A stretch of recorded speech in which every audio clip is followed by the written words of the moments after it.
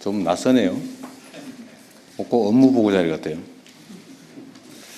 우리가 국무회의를 지방에서 한 일이 있나요? 우리 정부에 당연히 없는데 과거엔 좀 어땠나요? 부산에서 하는 건 노무현 정부 이후의 처음입니다. 그때 한 번 했어요. 좀 새롭습니다.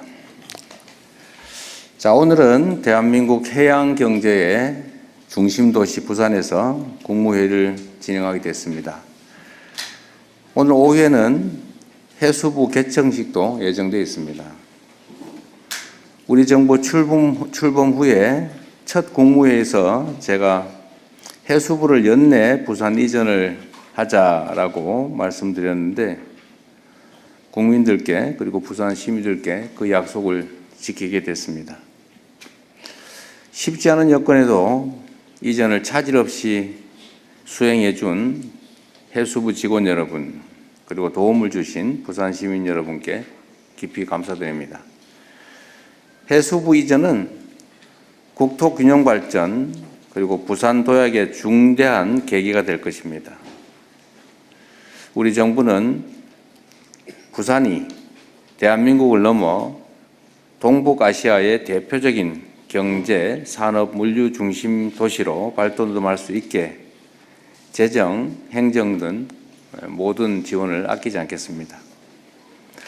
특히 그 중에서도 항만시설 확충, 고부가가치 서비스 제공, 지역산업 성장 지원을 통해 부산과 동남권을 북극 항로 시대를 선도하는 주인공으로 만들겠습니다. 가덕 신공항의 본궤도 안착, 부산의 K문화 또 K관광 인프라 강화도 서두를 것입니다. 부산과 동남권 발전이 대한민국 균형 발전과 지속 가능한 성장의 열쇠라는 자세로 범정부 차원의 역량을 총 집중할 것입니다.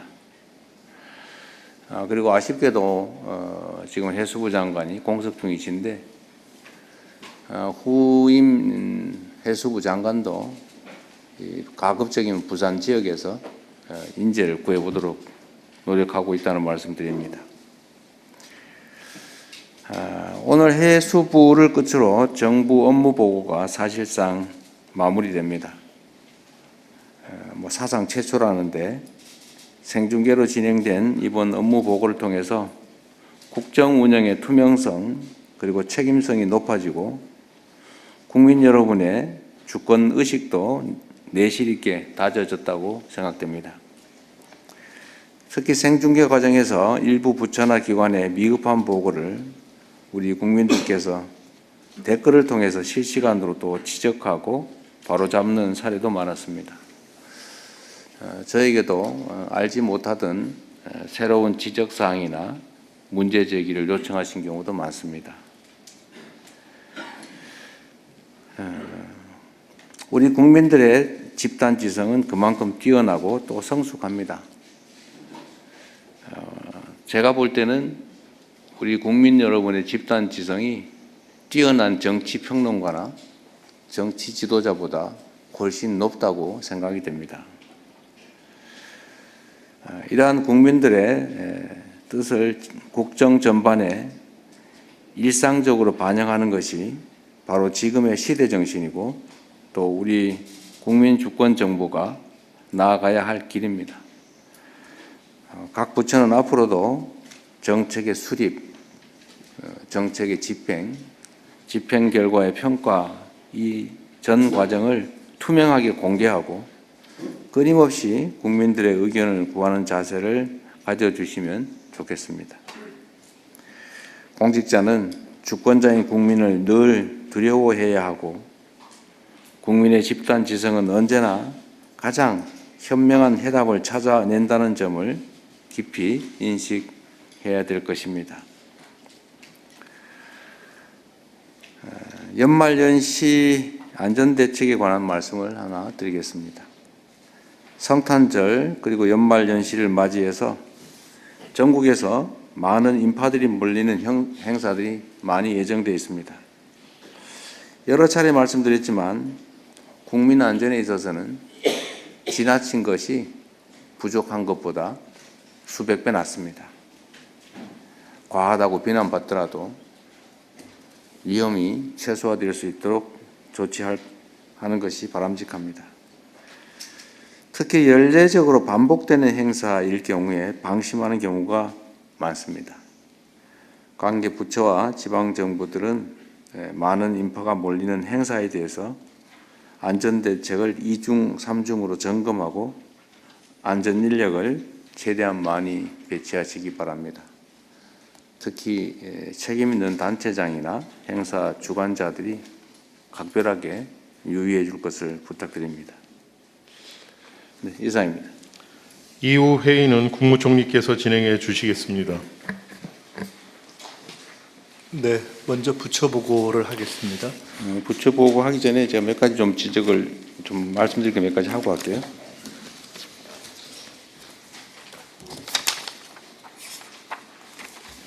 이거 내 자료로 분류해 놓은 거, 네. 내 자료로 분류해서 따로 모아놨는데 어디 갔어요? 내가 비행기에서 따로 모아놨잖아요.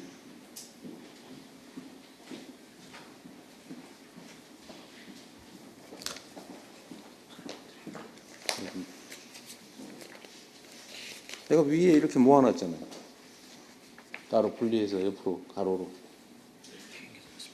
자료를 이렇게 내가 이렇게 놓고 가로로 이렇게 놓아놨는데 그걸 왜 섞어 놓냐고 도로 갖다 놔야죠.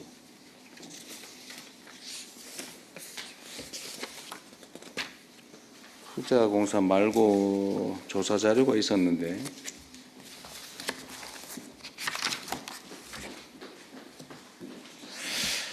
자, 가져올 때까지 제가 한두 가지 좀 말씀을 먼저 드리겠습니다.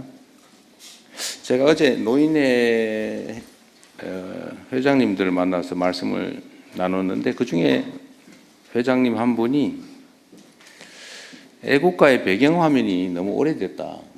그래서 우리의 최근의 발전상이나 또 위상을, 좀 국제적 위상을 이렇게 드러내는 그런 배경화면으로 좀 바꿨으면 좋겠다. 그런 말씀하시더라고요. 저도 사실 평소에 그 생각을 하고 있었는데 좋은 지적 같습니다. 이게 어느 부처 관할일까요? 애국가 제작 관리하는 문화부나 해남부일 문화부인가? 것 같은데. 하여튼 그건 뭐 국무총리실에서 좀 챙겨보겠습니다. 알아가지고 좀 논의해 보시고요. 정말 그 말이 맞는 것 같습니다. 우리의 국제적 위상이나 발전상이나 뭐 이런 것들이 좀 드러나게 국민들의 자부심을 좀 극대화할 수 있도록 하면 좋겠습니다. 그와 관련해서 또 한 가지는 최근에 우리 경제는 이제 수출이 많이 확대되고 있다고는 하는데 한국산, 한국에 대한 그런 좀 뭐라 그럴까요? 신뢰도 이런 것들이 중요하지 않겠어요? 그래서 이게 요즘은 짝퉁도 많아졌다던데 이게 한국에서 생산된 또 한국 정부가 인증하는 한국산이다. 뭐 이런 걸 좀 표시하는 방법이 없을까 싶어요. 일종 K 인증 뭐 이런 것들을 좀 해주면 좋지 않을까. 제가 어디서 한번 본 기억도 있는데 똑같은 저가 상품인데 이건 이 지역에서 이 지역의 재료로 이 지역 사람들이 만든 거라는 이유로 몇 배 비싸게 팔아도 팔리는 게 있다고 하더라고요. 요새는 그런 게 중요하다고 합니다. 그래서 한국의 것임을 인정하는 그런 것들 한번 검토해 주시면 좋겠어요. 또 한 가지는 한국인 의식 가치관 조사라는 걸 했다고 해요. 12월 23일에. 2013년부터 3년마다 한다고 하는데 우리 국민 6,180명을 조사했다고 합니다. 그런데 여기 아주 특이한 게 하나 있었는데 제가 아침에 자료를 보다 보니까 희망하는 미래의 우리나라 상이 어떤 거냐 이런 걸 물어봤다고 해요. 그런데 지금까지는 경제적으로 부유한 나라 이게 언제나 1등이었다고 합니다. 그 외에 뭐 정치적으로 또 사회적으로 이런저런 나라가 좋겠다 이런 게 있었다고 해요. 그런데 이번에 정치적으로 민주주의가 성숙한 나라를 가장 많이 지적했다고 하네요. 언제나 이게 과거에는 2등 또는 3등을 했다고 합니다. 1등은 경제적으로 부유한 나라, 2등은 되게 정치적으로 민주주의가 성숙한 나라 이런 거였다고 하는데 이번에 최초로 정치적으로 민주주의가 성숙한 나라를 1등으로 꼽았다고 해요. 우리 국민들께서요. 저는 이게 정말로 의미 있다고 생각하는데 제가 전 세계적인 상황을 봐도 이 민주주의가 발전한 나라가 경제적으로 성장하고 국제적으로 인정받는 게 분명합니다. 최근에 과거에 우리가 이제 내전이나 뭐 또는 뭐 폭동, 독재 이런 걸로 문제되는 나라들은 되게 경제적으로 전혀 잘 살지 못했는데 그 정치 체제가 안정이 되고 국민들이 직접 참여하는 참여도가 좀 높고 민주주의가 좀 성장 발전한 나라들이 경제적으로 급성장하는 것들을 실제로 볼 수가 있었어요. 아프리카에도 어떤 나라들이 그런 나라가 있던데요. 이게 가지는 의미는 정말로 앞으로 우리나라가 어디로 가야 되는가를 잘 보여주는 것 같습니다. 민주주의가 잘 작동하면 이제 국민들이 국가의 주인으로 존중받고 정치 체제가 국민을 위해서 작동하게 되잖아요. 그러면 결국 공정해야 되고 투명해야 되고 객관적이어야 되는데 그게 자원의 배분을 효율적으로 하게 하는 것 같습니다. 그러니까 기업들도 과거처럼 이렇게 권위주의적인 막 지위 복종하고 이런 상명하복 문화인 기업들은 이제 더 성장하지 못한다고 해요. 기업들도 보면 수평적이고 이제 생태 중심이고 또 직원들의 이렇게 자유로운 토론도 보장되고 뭐 그런 회사들이 훨씬 더 흥하지 않습니까? 아마 우리 밖에서 오신 국무위원 분들은 그 점을 더 절실하게 하실 것 같은데 자원의 효율적 배분, 투명하고 공정한 절차 이런 게 사회 체제든 기업이든 다 흥하게 하는 것 같습니다. 그래서 우리가 국정을 하는 데 있어서도 민주주의의 가치를 좀 더 깊이 생각해야 되지 않을까 그 생각이 들었습니다. 작년 12월 3일을 기점으로 우리 사회가 이제 과거냐 미래냐가 결정났다고 보여지는데 이제는 미래를 향해서 우리가 희망을 가지고 좀 뚜벅뚜벅 나아갈 수 있는 상황이 되었다. 또 그렇게 만들어야 된다는 생각이 듭니다. 그리고 오늘 그 동남권 투자공사 얘기는 보고에 없나요? 있나요? 현안이 없죠.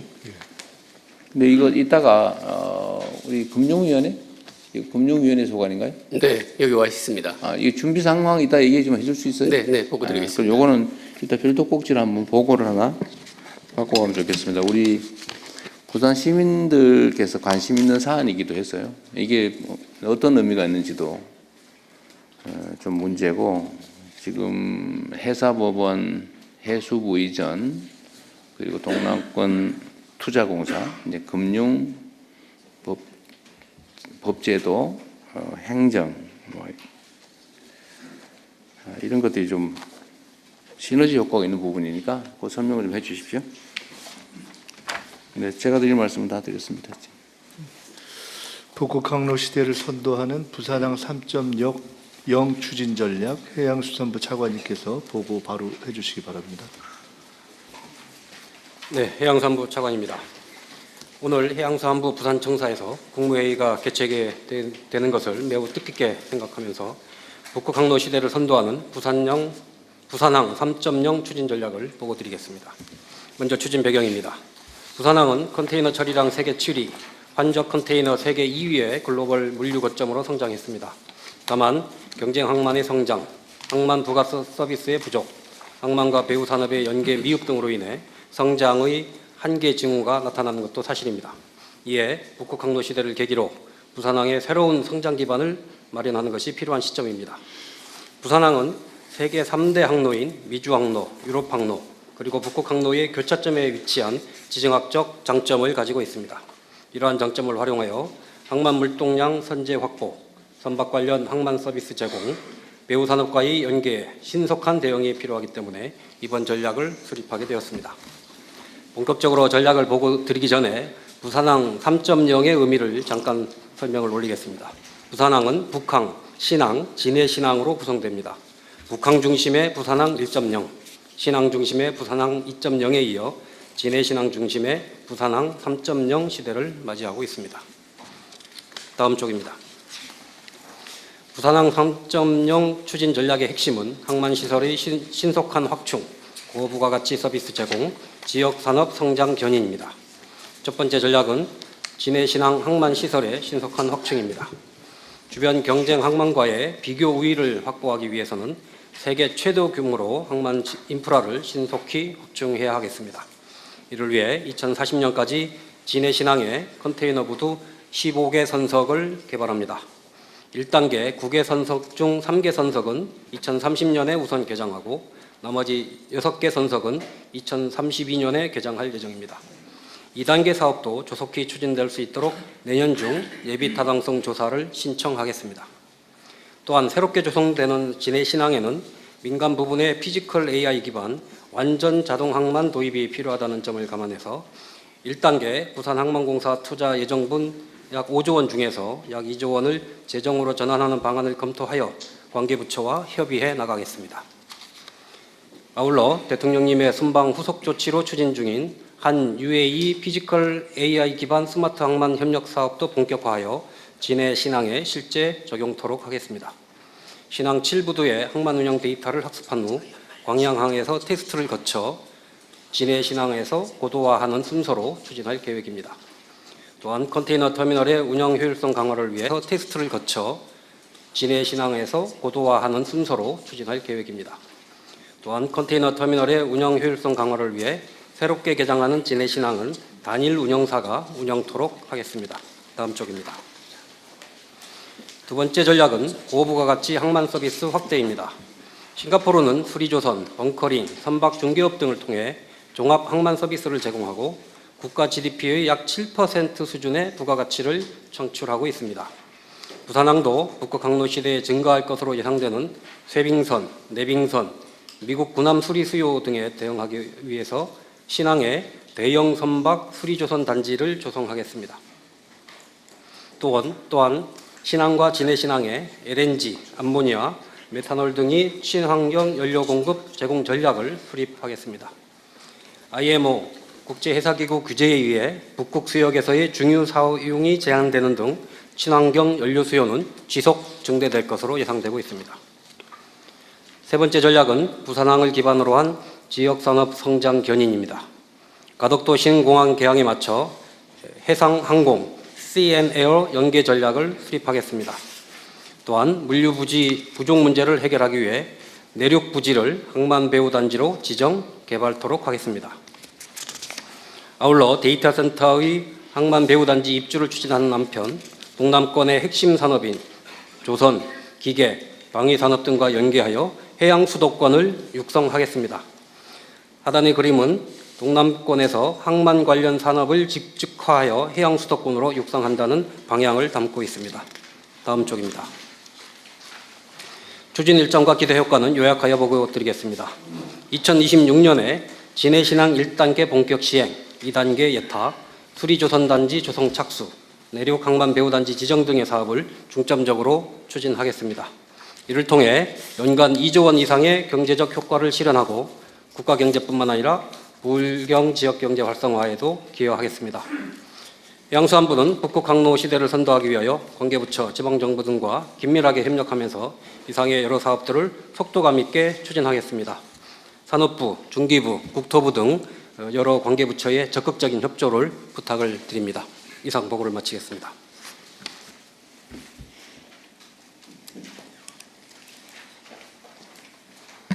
네, 의견 있으시면 말씀 주십시오.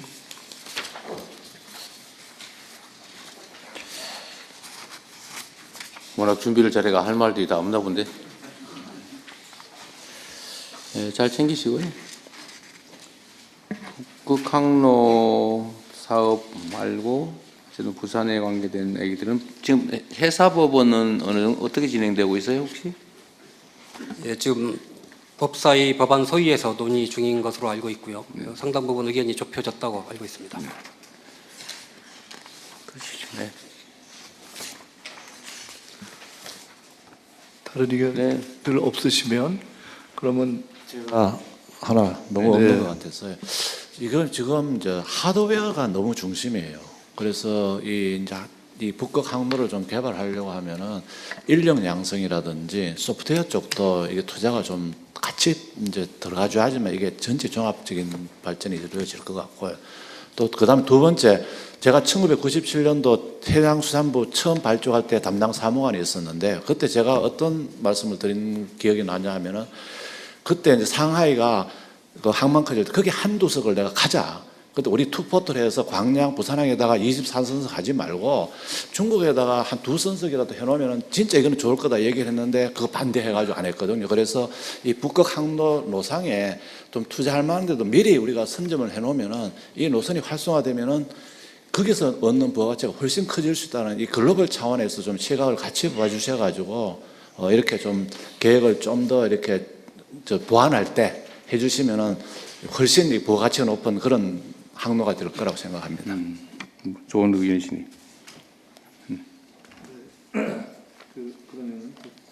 추가적인 의견이 없으시면은 이 보고는 원안대로 접수하겠습니다.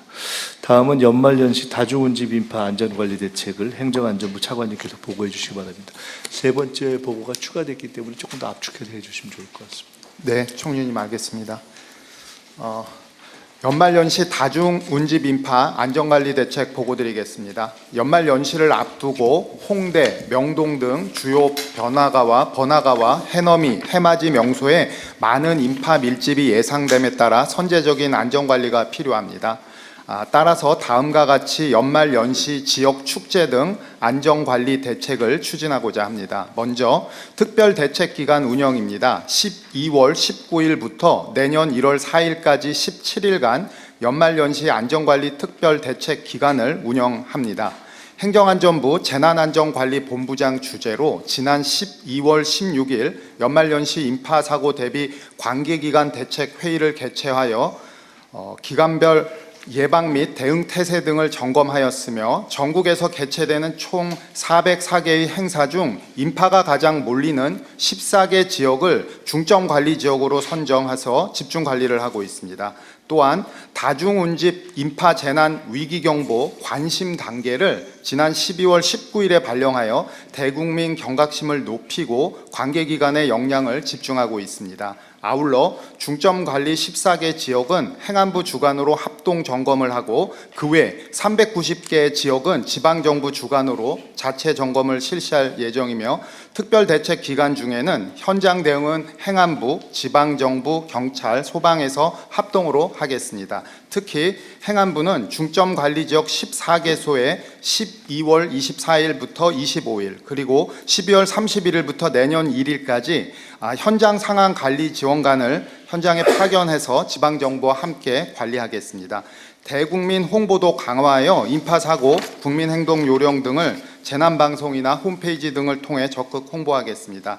마지막 협조 요청 사항인데요. 각 기관에서는 연말연시 관리지역 인파관리에 만전을 기해 주시고 경찰, 소방 등과 긴밀한 협력 체계를 유지하여 주시기 바랍니다. 이상 보고를 마치겠습니다. 네, 관련해서 의견 주시기 바랍니다. 네, 이 아마 올해는 특히 해돋이 해맞이 행사가 많고 규모가 커질 가능성이 많죠. 새로운 의미가 있는 한 해여서 각별히 연말 연시 해돋이 행사 거기에 좀 더 신경 써주시면 좋겠습니다. 네, 알겠습니다. 네. 네, 그러면 이 또한 원안대로 접수하겠습니다. 세 번째 추가된 보고입니다. 금융위에서 네, 동남 투자공사 얘기를 좀 네, 해주시죠. 금융위원장입니다. 동남권 투자공사 신설 추진 방안 보고 드리겠습니다. 먼저 배경입니다. 대통령께서 말씀 주신 대로 부산은 동북아시아 경제, 산업, 물류 중심 도시로서 북극항 시대를 선도할 핵심 거점입니다. 관련된 동남권 경제의 제2도약을 위해 지금 다양한 산업의 투자 수요와 인프라 투자 수요가 있습니다.